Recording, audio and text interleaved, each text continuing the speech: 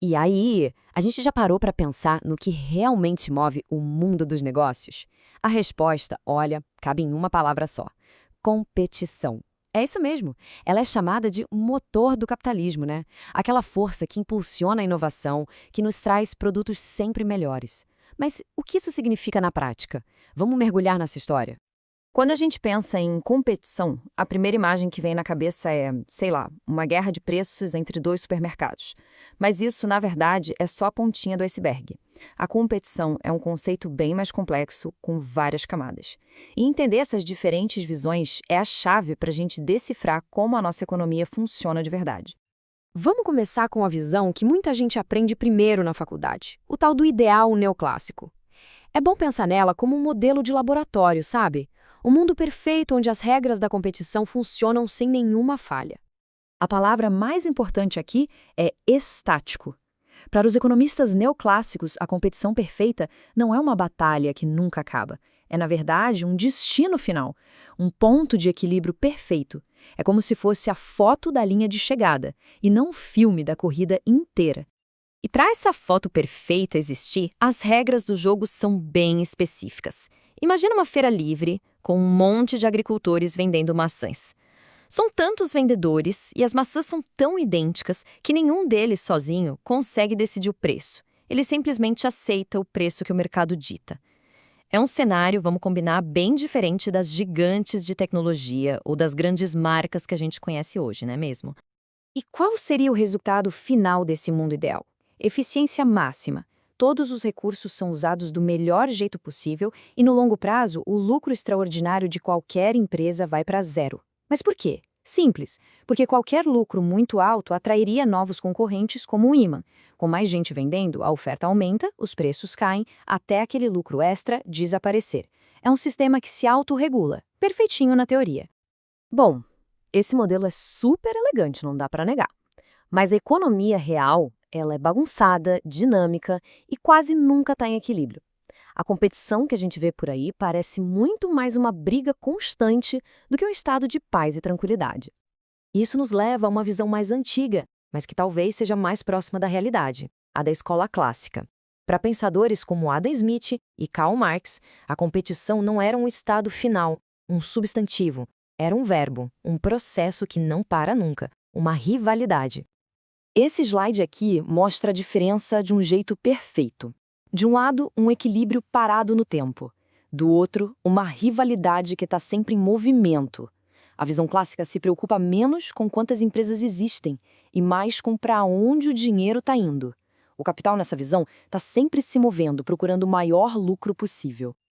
Então, como é que essa dinâmica funciona? É bem intuitivo, na verdade.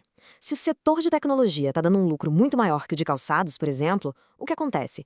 O capital flui para as empresas de tecnologia. Mais empresas de tecnologia aparecem, a oferta de produtos aumenta, os preços tendem a cair e o lucro daquele setor diminui, até se nivelar com os outros. É um processo constante de ajuste, uma verdadeira batalha de capitais em busca da melhor oportunidade. E o mais interessante é que, mesmo dentro dessa ideia de processo, existiam duas interpretações completamente opostas. Adam Smith via essa rivalidade como uma coisa boa, uma mão invisível que organizava a economia para o bem de todo mundo. Já o Karl Marx, ele via um processo bem mais sombrio. Uma guerra onde os jogadores grandes inevitavelmente esmagam os pequenos, o que acaba levando à concentração de poder e aos monopólios. Agora, vamos avançar para uma visão que muda totalmente as regras do jogo. Para um economista chamado Joseph Schumpeter, a verdadeira competição não tem a ver com preço, nem com fluxo de capital. Tem a ver com uma única e poderosa palavra: inovação. Essa frase do Schumpeter é a chave de tudo. O que ele está dizendo é que a competição que realmente importa não é aquela que abaixa o preço de um produto em 10%. É aquela que lança um produto tão revolucionário que faz o antigo virar peça de museu. Pensa na diferença entre uma vela e uma lâmpada elétrica. É disso que ele está falando.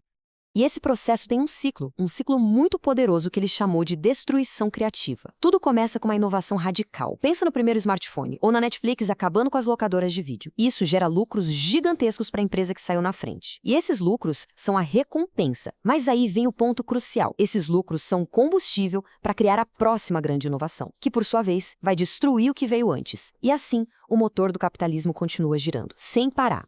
E aqui está o grande paradoxo da visão de Schumpeter. A busca pelo monopólio, que a gente geralmente vê como uma coisa ruim, é exatamente o que motiva as empresas a inovar com tudo. O monopólio temporário não é o fim da competição, ele é o maior prêmio dela. É a cenoura na ponta da vara que faz o sistema inteiro correr para frente. Então, no fim das contas, qual dessas três visões é a correta? A neoclássica, a clássica ou a de Schumpeter? A verdade é que a pergunta talvez esteja errada. O melhor jeito é enxergar essas visões como ferramentas diferentes numa mesma caixa, cada uma servindo para analisar um aspecto da nossa economia que é super complexa. Olha só que legal este quadro! Ele resume tudo de forma brilhante. O modelo neoclássico é tipo uma régua para medir eficiência.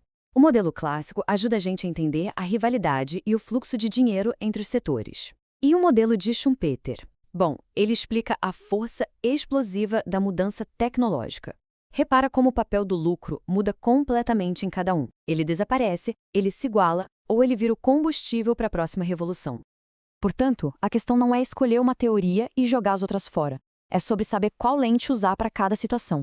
Se a gente quer analisar o mercado de commodities como a soja, a lente neoclássica pode ser bem útil. Para entender a guerra entre os grandes bancos, a clássica faz mais sentido. E para decifrar a ascensão de uma gigante como a Amazon, a lente de Schumpeter é simplesmente indispensável. E para fechar, fica aqui uma provocação para a gente pensar. No mundo de hoje, com inteligência artificial, com startups de tecnologia mudando tudo da noite para o dia, será que essa busca incessante por inovação se tornou a cara principal da competição, mais importante até do que a tradicional eficiência de preços? A resposta para essa pergunta pode muito bem definir o futuro da nossa economia.